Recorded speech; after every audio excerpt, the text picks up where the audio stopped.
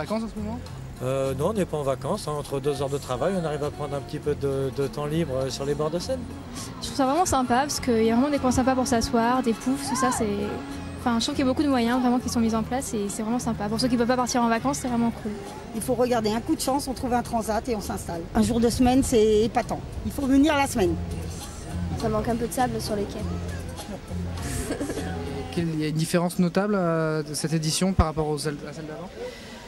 Non, il n'y a pas de différence notable parce que je crois qu'il faut qu'aussi les gens aient leurs repères. Hein. C'est ça qui est intéressant. Quand on voit la foule qui est là 1 heure après l'ouverture de Paris-Plage, c'est bien parce que Paris-Plage est un repère. Donc il faut faire attention avec les repères. Mais par contre, on essaye toujours de faire quelques nouveautés, quelques évolutions. Alors il y a des choses emblématiques que sont évidemment les plages de sable, les plages de bois, les transats, tout ça, ça c'est important, les palmiers.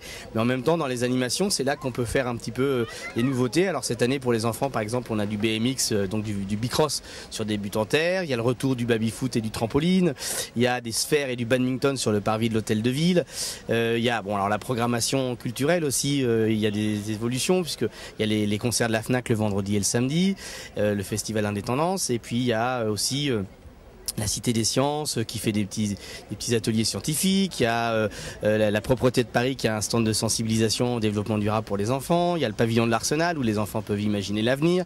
Voilà, il y a des choses comme ça, il y a des contes, il y a des apprentissages de ukulélé, il y a du Zumba Fitness. Voilà, là-dessus on peut évoluer chaque année pour changer un petit peu et faire en sorte qu'il y ait toujours un peu de nouveauté sur Paris-Plage tout en gardant bien les repères. Quelles sont les demandes à peu près du public quand ils viennent vous voir De l'ombre. Voilà.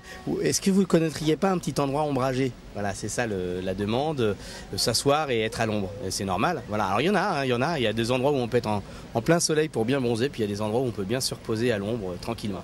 J'ai une copine qui me disait que c'était naze, moi je suis là, je dis c'est très populaire en fait. C'est pas naze, c'est sympa. Voilà. Pour ces petits Parisiens qui sont contents de prendre une douche, contents de mettre les pieds dans le sable, contents de faire des pâtés, c'est un bon moment dans Paris quand même.